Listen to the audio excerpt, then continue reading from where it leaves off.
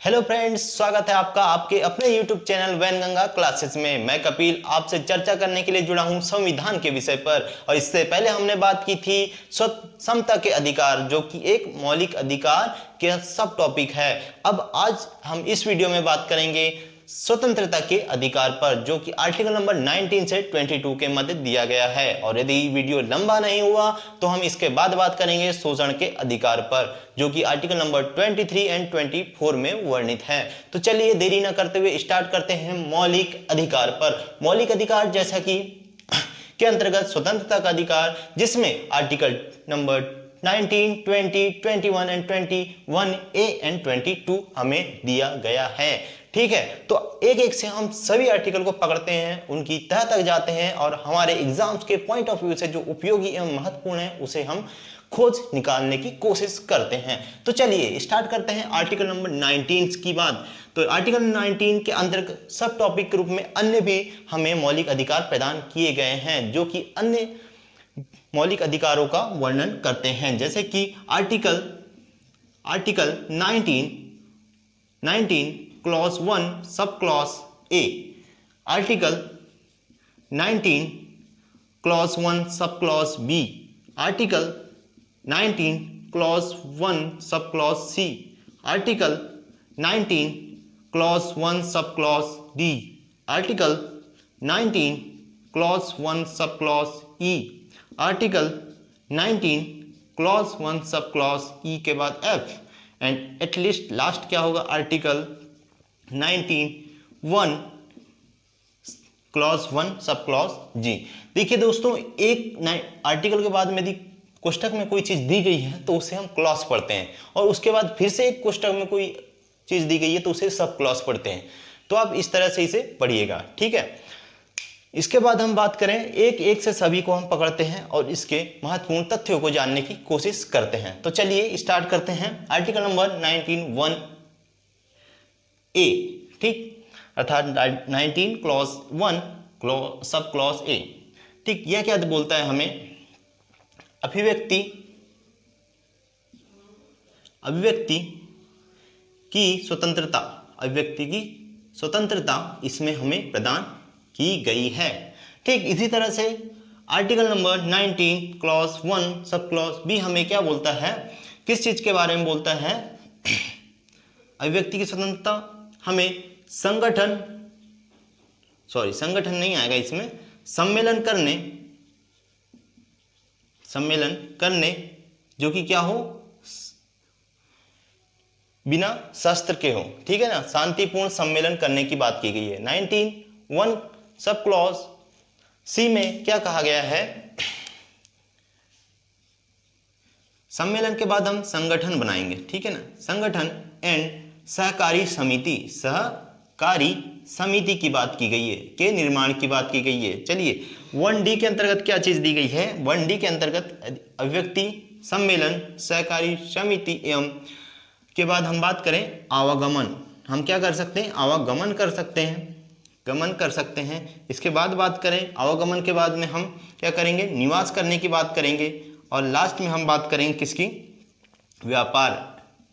व्यापार अब्लिक वृत्ति। ठीक है, तो मैं इसे पहले लिख देता हूं ताकि मैं बीच में बोलूं तो मैं भूल ना जाऊं। तो चलिए इस तरह से हमने लिख लिया। अब इनके तह तक जाने की कोशिश करते हैं, एक्चुअली में कह क्या रहे हैं, तो यह कह क्या रहे हैं देख लेते हैं। हाँ, इसकी बात ये चूक गया ना, एक्चुअली में यहाँ पर क्या प्रदान किया गया था, संपत्ति का अधिकार, जो कि एक मौलिक अधिकार हुआ करता था, परंतु अब वर्तमान में यह मौलिक अधिकार नहीं है। तो आप बताइए, क्योंकि मैंने इससे पहले आपको संविधान संशोधन पढ़ा चुका है और अन्य भी वीडियोस में बहुत बार यह रिवाइज हो चुका है कि किस संविधान संशोधन के द्वारा संपत्ति के अधिकार को मूल अधिकार से हटाकर आर्टिकल नंबर 30A के अंतर्गत एक वैधिक या संवैधानिक अधिकार हमें परिवर्तित कर दिया गया है। बिल्कुल सही जवाब आपका 44वां संविधान संशोधन 1978। एमपीपीएससी में पूछा गया क्वेश्चन है 2020 आई थिंक, राइट, 2019 और 20 का क्वेश्चन है कि किस संविधान संशोधन के द्वारा यह हुआ और कब हुआ, तो ये 1978 में हुआ था। ठीक है, 1978 में हुआ था 44वां संविधान संशोधन। ठीक, तो इसकी बात हो गई। ये कहाँ चला गया है, यह चला गया है कहाँ, आर्टिकल 300A में, जो कि एक कानूनी या हम कह सकते हैं एक संवैधानिक अधिकार बन चुका है। इसके बाद बात करें अभिव्यक्ति की स्वतंत्रता। अभिव्यक्ति की स्वतंत्रता, जैसे कि आपको मैंने पिछले वीडियो में ही बताया था कि हमें स्वतंत्रता अर्थात अधिकार जो है प्रदान तो किए गए हैं, परंतु हर एक अधिकार में किसी न किसी प्रकार का प्रतिबंध लगाया गया है ताकि हम उस अधिकार का दुरुपयोग ना कर सकें। ठीक इसी तरह इन सभी आर्टिकल में किसी न किसी प्रकार के प्रतिबंध हमें लगाए गए हैं। जैसे कि हम यहाँ इन जनरल बात करें, व्यक्ति की स्वतंत्रता में कहा गया है कि आप कानून व्यवस्था को बिगाड़ने के लिए कुछ ऐसा नहीं कह सकते जिससे कानून व्यवस्था बिगड़े। ठीक, आप ऐसा नहीं कर सकते कि नाराबाजी चालू कर दें सरकार के विरुद्ध या सरकार को गिराने के लिए, ठीक है ना। कहीं पर आप दुर्व्यवहार ना करें, तो कदाचार को रखा जा सके, कदाचार को बनाए रखा जा सके ऐसी व्यवस्था। तो इन सब जो है आप इजीली इस चीज को 8 प्रकार का प्रतिबंध लगाया गया इसमें। ठीक इसी तरह से सम्मेलन तथा शांतिपूर्ण सम्मेलन की बात की गई है, ठीक है ना। शस्त्र से रहित, शस्त्र नहीं होने चाहिए वहां पर। शांतिपूर्ण सम्मेलन, कैसा सम्मेलन? शांतिपूर्ण सम्मेलन की बात की गई है, ठीक है ना। शांतिपूर्ण सम्मेलन की बात की गई है। संगठन एवं सहकारी समिति, ठीक, यहाँ पे एक वर्ड आया दोस्तों, सहकारी समिति। यह क्या मूल संविधान में वर्णित था जब मूल अधिकार हमें प्रदान किए गए थे? बिल्कुल नहीं। यह कब जोड़ा गया? मैंने आपको संविधान संशोधन का एक पर्टिकुलर वीडियो बनाया हुआ है, आप उसे जाकर देखिए। उसमें सारे 2 पार्ट में वह वीडियो है, उसमें सारे महत्वपूर्ण संविधान संशोधन वर्णित है। और निश्चित ही आप सभी जानते हैं, शायद ही कोई एग्जाम छूटता होगा जिसमें संविधान संशोधन ना पूछा जाए, तो आप वहां पर जाके इसे कवर कीजिए। मैं यहाँ पे आपको बता दूं, सहकारी समिति का प्रावधान कब किया गया? 97वां संविधान संशोधन कब हुआ? 2011 में जो हुआ, उसके दौरान सहकारी समिति शब्द को जोड़ा गया, जो कि मौलिक अधिकार के साथ साथ डीपीएसपी में भी वर्णित है। ठीक है दोस्तों। ठीक, अगला जो है अधिकार की बात करें, आवागमन का अधिकार। हमारे एग्जाम्स में, जैसे कि इससे पहले यूपीएसआई में पूछा गया कि सहकारी समिति बनाने का अधिकार किस आर्टिकल के अंतर्गत है वर्णित, तो नॉर्मल सी बात थी यह 19(1)(c। तो अगला आर्टिकल है 19(1)(d), आवागमन की स्वतंत्रता का अधिकार। तो हमें भारत में कहीं पर भी आवागमन करने की स्वतंत्रता है। हालांकि कुछ जगहों पर भी प्रतिबंध है, जैसे कि मैं दोहरा दूं कि हर किसी ना किसी आर्टिकल में किसी ना किसी प्रकार का प्रतिबंध हमें लगाया गया है, ठीक है ना दोस्तों। तो यहां पर भी क्या बात की गई है कि आवागमन की स्वतंत्रता है, लेकिन कई ऐसे जगह हैं जहां पर हमें आवागमन की स्वतंत्रता नहीं है। जिससे कुछ ऐसी जगह, जैसे कि देखो सचिन तेंदुलकर जो बीच में थे, हिमाचल प्रदेश में घर खरीदने या रहने की बात चल रही थी, 2016-17 की बात है यह, तब उन्हें वहां की सरकार ने प्रतिबंधित कर दी, क्योंकि वहां से क्या हो सकता था कि उनकी जो कानून व्यवस्था है उसमें किसी प्रकार की बाधा हो सकती थी, वो सारा मुद्दा, ठीक है ना। ठीक इसी तरह से बात करें, जैसे कि नॉर्थ ईस्ट के स्टेट हैं जो सीमावर्ती देश हैं, वहां पर क्या होता है, हमें इनर लाइन परमिट तथा इस तरह की व्यवस्था की गई है ताकि हम वहां जाएं तो हमें वहां का परमिट लेना पड़े। तो इस तरह से आपको कहीं पर भी जाने की स्वतंत्रता नहीं है। हालांकि आपको एक नॉर्मल सामान्य तरीके से बोला जाए तो स्वतंत्रता है, लेकिन कानून व्यवस्था को बनाने के लिए इस पर भी प्रतिबंध लगाया जा गया है। अगला आर्टिकल बात करें 19(1) सब क्लॉज ई, निवास की स्वतंत्रता। हमें कहीं पर भी भारत में किसी भी क्षेत्र में निवास करने की स्वतंत्रता प्रदान की गई है, ठीक है। ठीक इसी तरह से इसमें भी किसी प्रकार जो कानून व्यवस्था को लेकर के जो है प्रतिबंध लगाया गया है। अगले आर्टिकल की बात करें, इसकी तो चर्चा कर चुके हैं, जो क्या हो गया, संपत्ति का अधिकार हुआ करता था जो अब नहीं है मौलिक अधिकार, ठीक। अगला आर्टिकल है आर्टिकल 19(1)(g), जिसमें क्या कहा गया है, व्यापार एवं वृत्ति की स्वतंत्रता प्रदान की गई है। व्यापार एवं वृत्ति की स्वतंत्रता प्रदान की गई है, जिसके थ्रू कहा गया कि व्यापार, किसी भी व्यक्ति को किसी भी प्रकार का व्यापार करने की स्वतंत्रता प्रदान की गई है, ठीक है ना।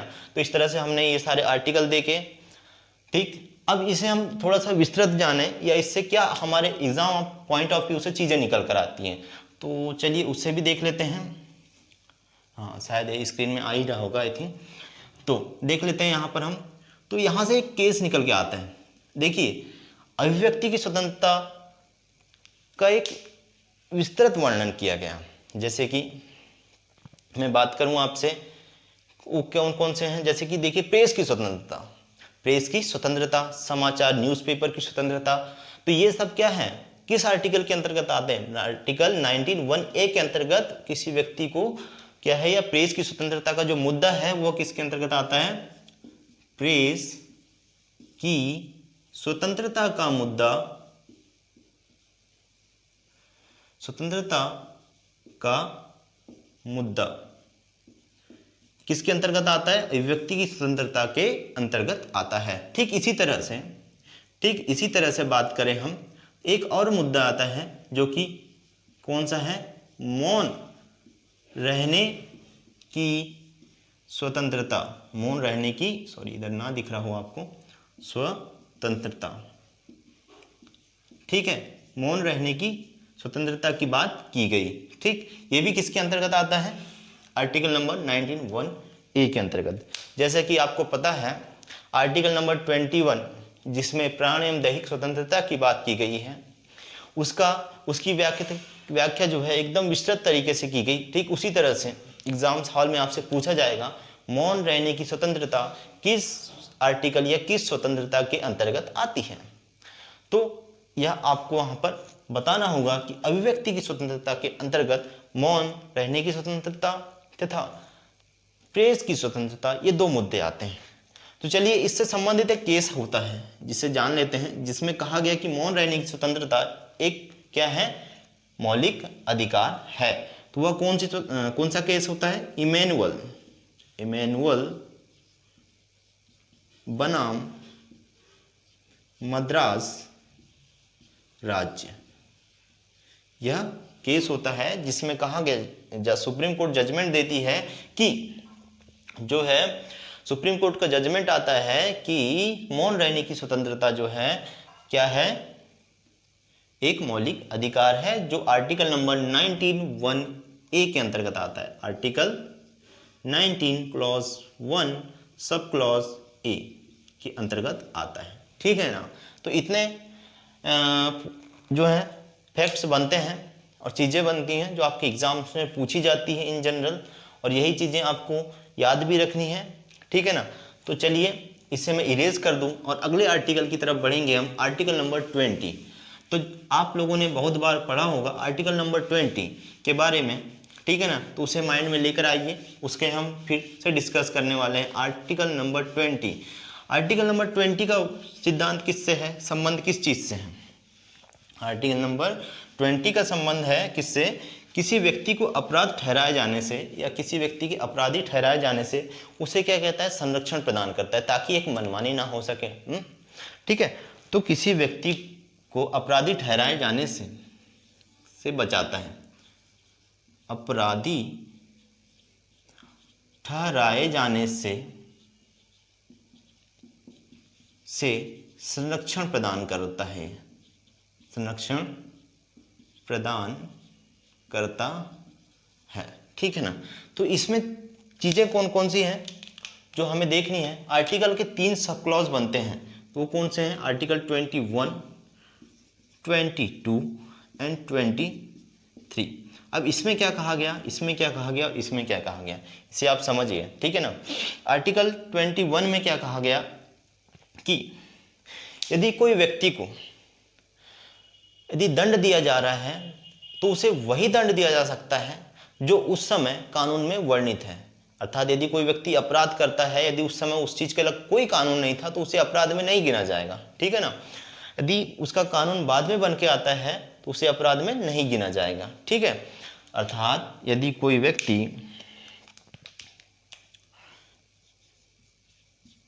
चलिए इसे इस तरह से नहीं, शॉर्ट में, किसी व्यक्ति को उसी समय वर्णित अब्लिक निर्मित अब्लिक लागू कानून के अनुसार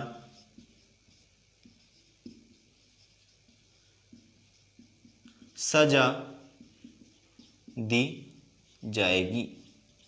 ठीक, यह बात की गई आर्टिकल 20 क्लॉज 1 में। ठीक, इसके बाद बात करें आर्टिकल 20 क्लॉज 2 की, तो आर्टिकल 20 क्लॉज 2 क्या बोलता है, यदि कोई एक व्यक्ति को एक दंड के लिए अपराध दिया जा चुका है, जैसे किसी ने क्या किया, चोरी की, उसे उस चोरी के लिए जो उसने चोरी की, उस चोरी के लिए एक बार दंड दिया जा चुका है, तो फिर से उसे उसी चोरी के लिए दंड नहीं दिया जाएगा, ठीक है ना। सपोज दैट कि किसी एक व्यक्ति ने किसी जो व्यक्ति है उसे मार दिया, है ना। सपोज दैट एग्जाम्पल के थ्रू समझते हैं, ये एक क्या है, व्यक्ति है, इसने क्या किया, किल किया किसे, एक महिला को, ठीक है, किसे, महिला को क्या किया, इसने मार दिया, तो इसके लिए इसे दंड दिया गया, ठीक, इसे दंड दे दिया गया। तो फिर से इससे जो है इस व्यक्ति, इस महिला को मारने के लिए दंड नहीं दिया जाएगा, सिर्फ एक ही बार दिया जाएगा, ठीक है। और उसी अनुसार से दिया जाएगा जिस अनुसार से उस समय कानून वर्णित है। ये कौन कहता है, आर्टिकल नंबर 21 कहता है। 20 क्लॉज 1 बोलता है कि 20 क्लॉज 1 बोलता है कि इसे जो दंड दिया जाएगा भाई, उस समय जो कानून वर्णित है ना, उसी के अनुसार उसे दंड दिया जाएगा। अब बात की जाए आर्टिकल नंबर 20 क्लॉज 3 की, ठीक। यदि कोई व्यक्ति को जबरदस्ती उसके लिए, उसके स्वयं के दंड के लिए क्या नहीं किया जाएगा, उस व्यक्ति को स्वयं के दंड को मानने के लिए प्रतिबंधित या फोर्स नहीं किया जा सकता। उस व्यक्ति को स्वयं दंड स्वीकारने के लिए बाधित नहीं किया जा सकता, ठीक है। यहां पर क्या था, एक व्यक्ति को समान दंड के लिए, नहीं, दंड के लिए, किसी दंड के लिए एक ही बार दंड दिया जा सकता है, यह बात कही गई, ठीक है। एक ही बार दंड दिया जा सकता है, यह बात कही गई इसमें आर्टिकल नंबर 22 के अंतर्गत, ठीक है। अब अगली बात कर ले हम कि इनसे क्या सिद्धांत निकल के आता है, तो इनसे क्या चीजें निकल कर आती हैं। तो आर्टिकल 1 से क्या किया गया, भूतलक्षी प्रभाव, भूतलक्षी जो है विधायन का सिद्धांत निकल कर आता है, भूतलक्षी विधायन का सिद्धांत, जिसे इंग्लिश में बोलते हैं एक्स पोस्ट फैक्टो लेजिस्लेशन। आपको दिखाई दे रहा है नहीं, इस तक दिख रहा होगा शायद तक, मैं यह मानता हूं, और यदि नहीं दिख रहा हो तो आप मेरे शब्दों को सुनिए। अब इसके बाद जो कहा गया कि एक व्यक्ति को किसी एक दंड के लिए एक ही बार दंड दिया जा सकता है, इसका मतलब है डबल जुडिकेशन, डबल जियोपार्डी का सिद्धांत आता है, ठीक है, डबल जियोपार्डी का सिद्धांत आता है, ठीक है ना। इसके बाद बात की गई स्वयं दंड स्वीकारने के लिए बाधित नहीं किया जाता, अर्थात आत्म अभिसंसन का सिद्धांत। तो ये चीजें यहां पर वर्णित की गई दोस्तों, ठीक है ना। तो 21 में आपको यदि पूछ लेता है कि भूत अभिलक्षी का सिद्धांत, ठीक है, पूछ लेता है डबल जियोपार्डी का सिद्धांत, या पूछ लेता है आत्म अभिसंसन का सिद्धांत, किस आर्टिकल में वर्णित है, तो आपको बताना होगा आर्टिकल नंबर 20 में। या आपको बोल दिया जाए, क्वेश्चन दे दिया जाए कि अपराधी को स्वयं को किस तरह से मतलब अपराधी ठहराए जाने का संरक्षण प्रदान है, तो इन 3 वर्ड का आपको वर्णन करना होगा, इनके बारे में आपको डिस्क्राइब करना होगा। तो इतना आर्टिकल नंबर 20 में जानना जरूरी था, जिसका हमने जाना। चलिए नेक्स्ट आर्टिकल की बात करें, आर्टिकल नंबर 21। शायद सुप्रीम कोर्ट में आज तक जितने केसेस गए ना, उसमें सर्वाधिक जो संविधान के वर्णन को लेकर के कोई चर्चा हुई है तो आर्टिकल नंबर 21 है। और एकमात्र ऐसा आर्टिकल है जिसमें क्या किया गया है, विधि द्वारा स्थापित प्रक्रिया नहीं, विधि द्वारा स्थापित प्रक्रिया नहीं, अपितु विधि का उचित क्या कहना चाहिए, उचित प्रकृति का उचित, विधि का उचित उच्चारण की बात की गई है, ठीक है ना। तो ये थोड़ा डिफरेंट होता है आर्टिकल नंबर 21, और क्वेश्चन जो है आर्टिकल नंबर 21 से ही अधिकांशतः बनते हैं, आर्टिकल नंबर 21 से ही अधिकांशतः बनते हैं, ठीक है ना। तो चलिए हम इसे याद करते हैं या देख लेते हैं किस में है क्या एक्चुअली में, इसमें क्या दिया गया है, व्यक्ति को प्राण एवं दैहिक स्वतंत्रता, प्राण एवं दैहिक स्वतंत्रता का जो सिद्धांत है, स्वतंत्रता जो है उसे प्रदान की गई है, प्राण एवं दैहिक स्वतंत्रता का प्रदान की गई, अर्थात किसी व्यक्ति को किसी भी हाल में उसके गरिमापूर्ण तरीके से ही उसे उसके प्राण से मुक्ति दी जाएगी, चाहे वो कितना ही बड़ा अपराधी क्यों ना हो, घिनौनी हरकत क्यों ना की हो उसने, ठीक है, क्योंकि वह मानव है तो मानवीयता उसमें प्रदर्शित होनी चाहिए, ठीक है ना। तो यह चीज कही गई।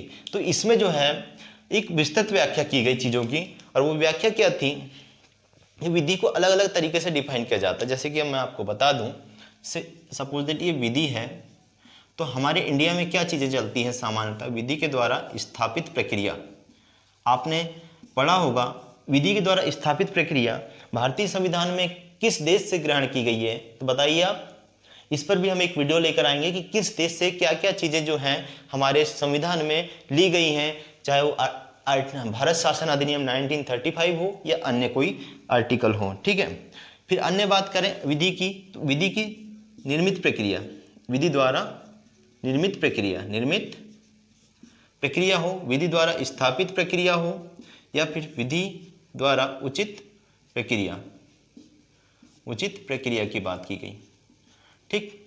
मेरे शब्दों को सुनिएगा, राइटिंग को पे उतना गौर नहीं कीजिए। यदि मैं राइटिंग को अच्छे बनाने की कोशिश करूं तो वीडियो बहुत लेंदी हो जाएगा, जो कि एक बोरिंग सा वीडियो हो जाता है। वैसे भी फिर आपको स्पीड बढ़ाकर देखना होगा। और यदि हाँ आपने अभी तक चैनल को सब्सक्राइब नहीं किया है तो जल्दी से सब्सक्राइब कर लें और वीडियो को लाइक करना ना भूलें, और अपने दोस्तों एवं जानकारों के साथ में इसे जरूर शेयर करें, क्योंकि यहाँ पर आपको पॉलिटी का पूर्ण विश्लेषण आपको यहाँ पर प्रदान किया गया है। इसके साथ ही साथ CPCT के प्रीवियस ईयर क्वेश्चन के सारे जो हैं उसे एनालाइज करवाया गया है। मैथ्स की क्लासेस चल रही हैं, MP GK का विस्तृत वर्णन किया गया है, जो कि MP पुलिस, MP पटवारी, ठीक है, जैसे अन्य भी MPPSC जैसी एग्जाम्स के लिए बहुत मददगार सिद्ध होगा। और हाई कोर्ट स्टेनोग्राफर को लेकर के हम विशेष बैच चला रहे हैं, जिसका फ्री ऑफ कॉस्ट हमको क्या किया जाएगा, कोर्स कंप्लीट करवाया जाएगा, ठीक है ना दोस्तों।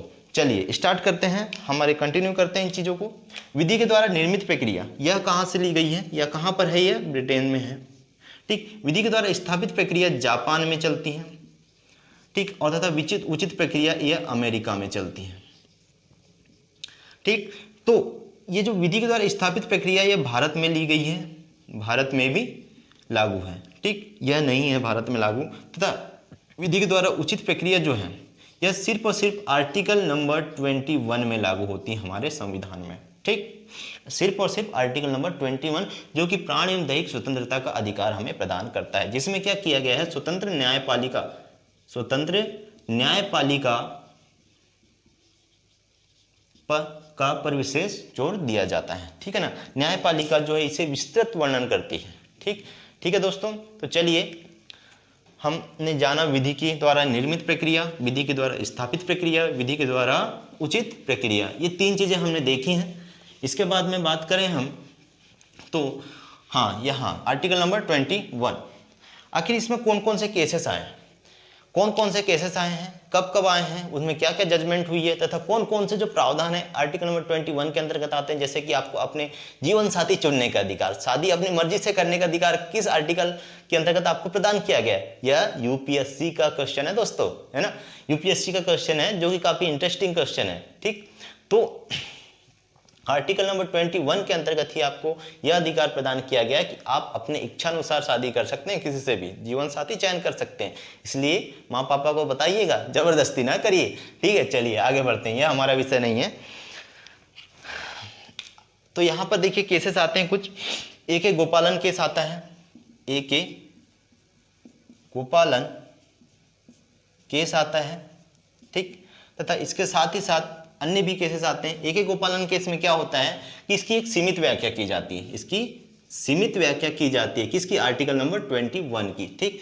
इसके बाद बात करते हैं मेनका गांधी केस आता है, जो कि आर्टिकल नंबर 21 के लिए क्या सिद्ध होता है,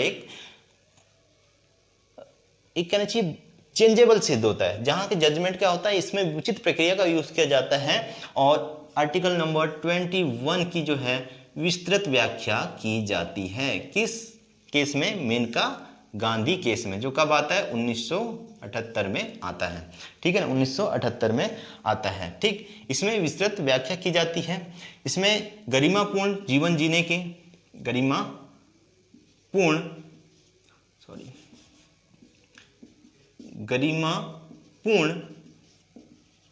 जीवन जीने के अधिकार, जीवन जीने के अधिकार की बात की गई है, ठीक है ना, जीवन जीने के अधिकार की बात की गई है। फिर अगले केस की बात करें हम, पुट्टा Swamy case. Yes, पुट्टा Swamy case.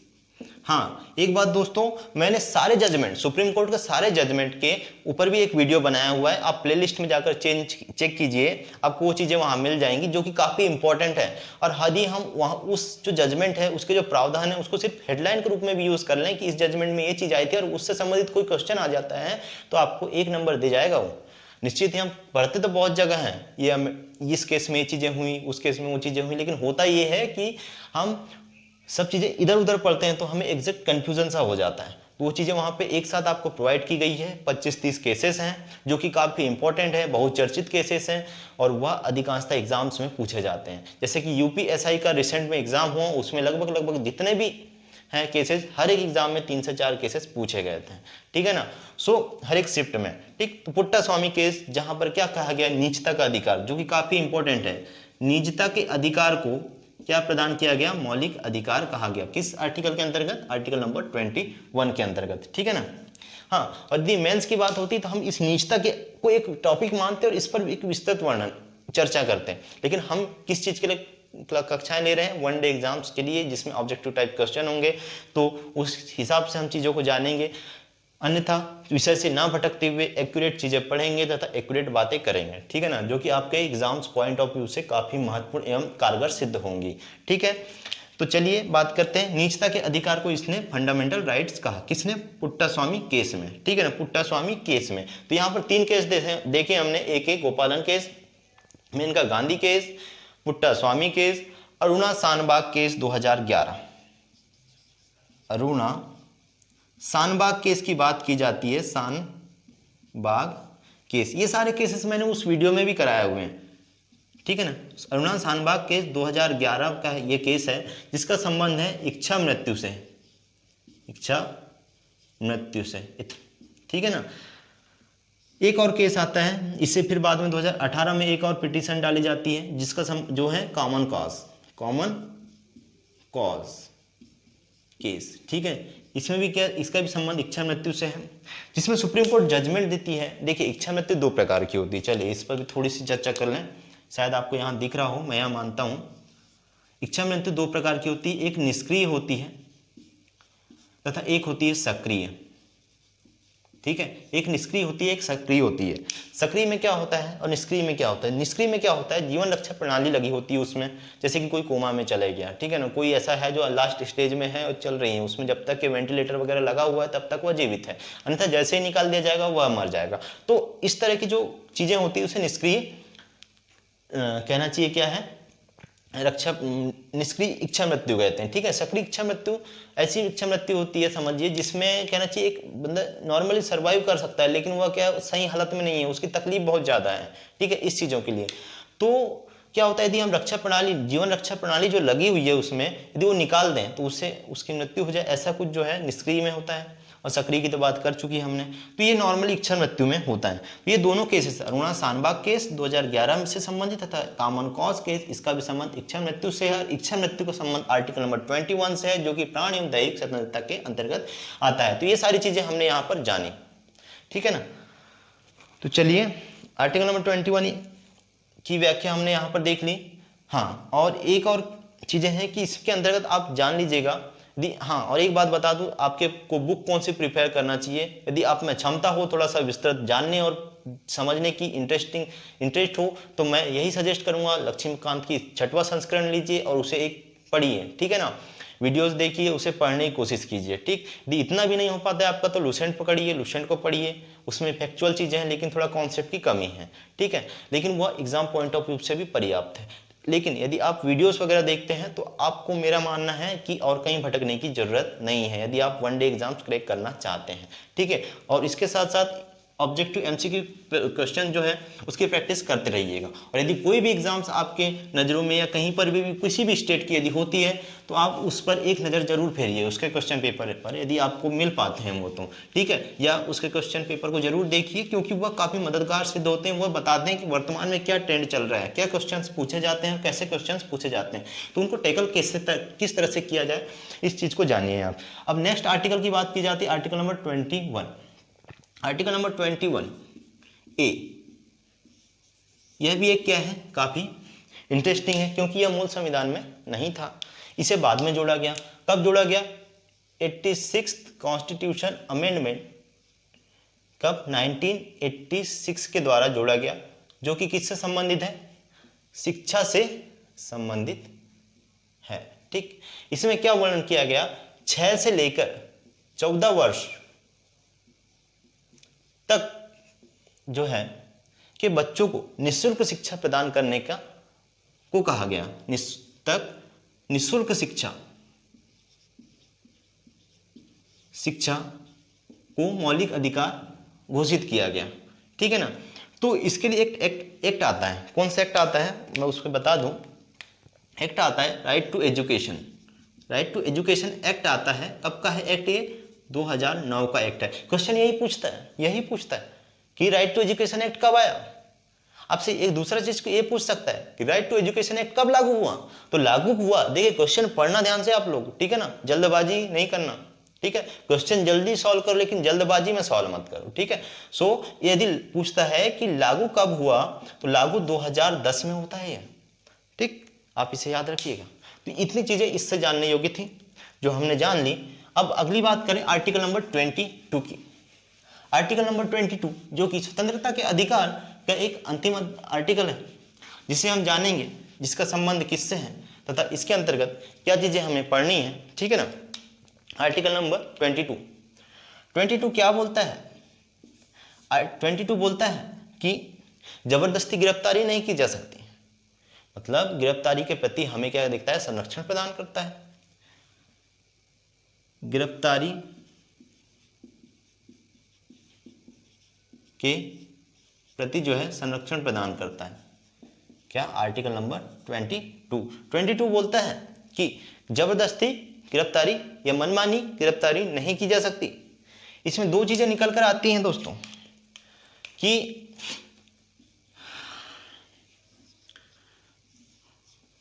शत्रु अन्य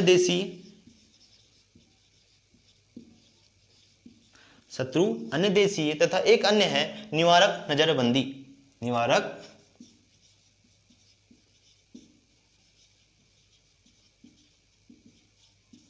ये चीजें होती हैं, दो चीजें हैं, शत्रु अन्य देशी तथा निवारक नजरबंदी। अब इसमें चीजों को जान लेते हैं कि इसके क्या क्वेश्चंस बन सकते हैं। तो आपको क्वेश्चन ये बनेगा कि उसकी गिरफ्तारी होती है तो उसको कोर्ट में जो है, कोर्ट में पेश करने के लिए कितने समय के अंदर पेश करना अनिवार्य होता है? कितने समय के अंदर पेश करना अनिवार्य होता है? तो कितने घंटे के अंदर? 24 घंटे के अंदर। जो भी अपराधी है, जिसे भी पुलिस ने गिरफ्तार किया, उसे 24 घंटे के अंदर क्या करना होगा? कोर्ट में पेश करना होगा। इसके लिए दो चीजों की छूट दी गई है। एक तो देखिए यात्रा का समय, यात्रा का जो समय है यह यहाँ पर काउंट नहीं होगा। और दूसरी चीज ये कि यदि अवकाश है किसी बीच में, जो अवकाश का समय यहाँ पर काउंट नहीं होगा। अन्यथा आपको 24 घंटे के अंदर जो है कोर्ट में ले जाकर उस अपराधी या जो भी जिसे भी गिरफ्तार किया गया उसे जाके पेश करना होगा कोर्ट के सामने, ठीक है। ये चीजें कही गई आर्टिकल नंबर 22 में, जिसमें दो अन्य भी बातें कही गई। वो अन्य बातें कौन कौन सी हैं उन्हें देख लेते हैं। उसमें दो शब्द है, शत्रु अन्य देशीय, अर्थात जिस देश के साथ युद्ध चल रहा है उससे या उसका नागरिक जो है, उसका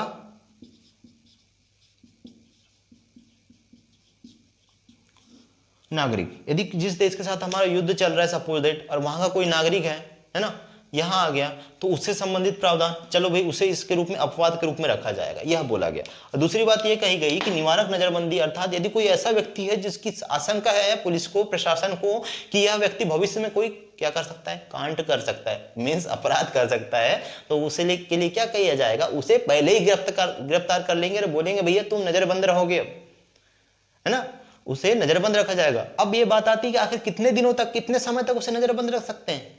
क्या एक बार लाए तो हमेशा के रख दिए? नहीं, ऐसा नहीं होता है। देखिए इसके लिए सिर्फ अधिकतम 2 महीने का समय दिया गया है।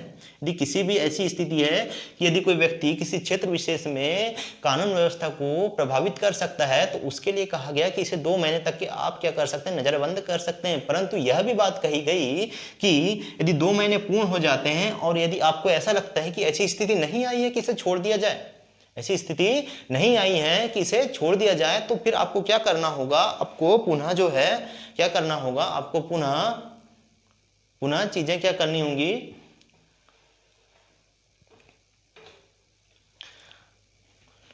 तो आपको पुनः जो है 3 सदस्यीय जो है एक समिति बनानी होगी जो यह निर्धारित करेगी कि क्या इसे आगे रखना चाहिए या नहीं रखना चाहिए। तो वह 3 सदस्यीय समिति में कौन कौन होगा, आपसे यह क्वेश्चन पूछेगा। तो कौन कौन होगा, देखिए कौन कौन हो सकता है। हाई कोर्ट का जो जज है, हाई कोर्ट का जज, कहाँ का जज, हाई कोर्ट, सुप्रीम कोर्ट नहीं, हाई कोर्ट का जज, जो कि क्या हो, एक तो वर्तमान में हो, और वर्तमान में नहीं है तो एक तो कार्य अवकाश ले चुका हो, मतलब रिटायर हो चुका हो, या फिर कोई ऐसा भी व्यक्ति हो सकता है जिसने क्या किया हो, उसकी योग्यता रखता हो, किसकी, हाई कोर्ट की। अब आपको पता होना चाहिए कि हाई कोर्ट की योग्यता कौन रखता है। ऐसा कोई भी न्यायाधीश जो एडवोकेट, जिला न्यायाधीश जो कि 5 साल तक न्यायाधीश रहा हो, या फिर ऐसा एडवोकेट जो कि 10 साल तक के क्या अपना एक्सपीरियंस रखता हो। इसके विषय पर भी आगे हम चर्चा करेंगे जब हाई कोर्ट, सुप्रीम कोर्ट तथा अन्य जिला न्यायाधीश, जिला न्यायालय वगैरह हम जब पढ़ेंगे, अधीनस्थ न्यायालय, तब, है ना।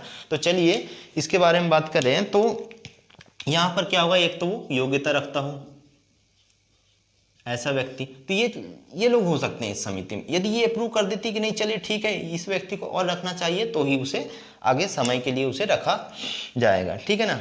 तो चलिए दोस्तों, यहाँ पर हमने जाना स्वतंत्रता के अधिकार के आर्टिकल 19, 20, 20, 21 एंड ये सब चीजें, ठीक है।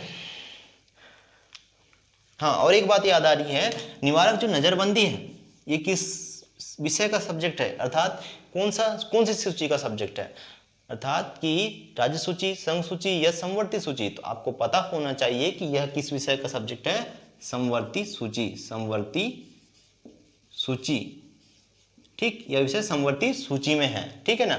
जिसके अंतर्गत क्या कर सकते हैं, एक तो समवर्ती सूची क्या होती है, जिसमें एक तो राज्य भी कानून बना सकते हैं प्लस संघ भी कानून बना सकता है। इसीलिए जैसे क्या है, मकोका, यूपी कोका, ऐसे जो एक्ट हैं आपने देखा होगा, जो कि पहले अधिकांशतः हुआ करते थे 1975 का समय था, 76 का जो समय था, उस समय पे ये चीज़ें काफ़ी ज़्यादा हुई थी, आपको पता है इंदिरा गांधी के समय पे।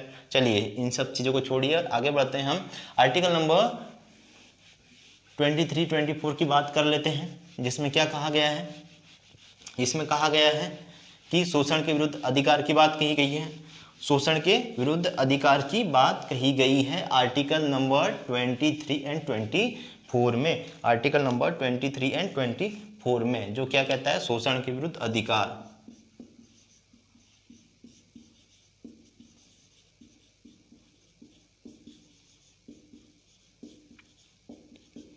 Article 23 and 24। अब इसमें क्या शब्द यूज किए गए हैं, इसमें क्या शब्द यूज किए गए हैं, आर्टिकल 23 देख लेते हैं। इसमें कहा गया है तो बलात्श्रम,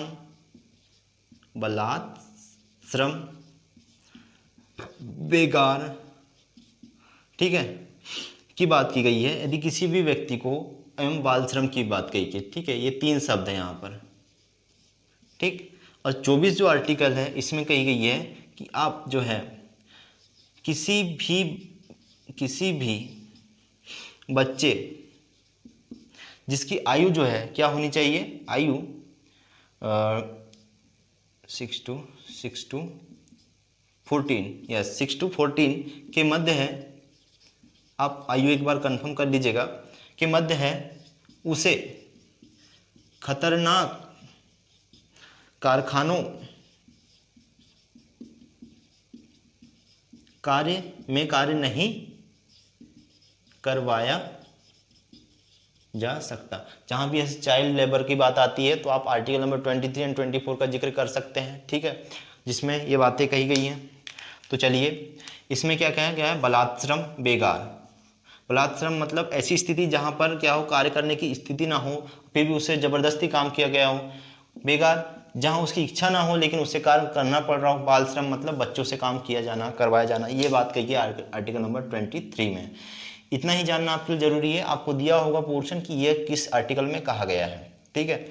आर्टिकल नंबर 24 की बात करें, किसी भी बच्चे को जो कि 6 से 14 वर्ष के मध्य की आयु रखता है वो खतरनाक कल कारखानों में या स्थानों में, है ना, या माइंस वगैरह हो सकती है, इन सब में क्या हो, कार्य नहीं करवाया जा सकता उन्हें। इसके लिए क्या हुआ कि इसे ऊपर लिख देता हूँ मैं, देखना, इसके लिए कानून लेकर आई कौन, गवर्नमेंट ने क्या लाया, एक लॉ लेके आया। लॉ क्या था, बाल संरक्षण अधिनियम से संबंधित था। बाल श्रम विरोधी या प्रतिबंध कानून था। ये कब आया, ये पूछता है आपसे, ये कब आया होगा, तो ये 1984 में आया। यह आप याद रखिएगा, 1984 में आया, ठीक है ना। इतनी चीजें आप याद रखिए, क्वेश्चन ये बनेगा आपसे कब आया। हाँ, और एक चीज इंपॉर्टेंट है यहाँ पर कि आर्टिकल नंबर जो 24 है इसमें किसकी बात की गई है, एकमात्र ऐसा आर्टिकल है, सिर्फ दो मुख्यतः आर्टिकल है। आर्टिकल नंबर 17 जिसमें अस्पृश्यता की बात की गई है, जो कहता है कि पूर्णतः क्या किया जाए, पूर्णतः प्रतिबंध लगाया जाए। ठीक इसी तरह से यह बात करता है आर्टिकल नंबर 24 की बलात्श्रम में पूर्णतः प्रतिबंध की बात करता है, ठीक है ना, पूर्णतः प्रतिबंध की बात करता है। ठीक, तो इसमें पूर्णतः प्रतिबंध लगाने की बात की गई है।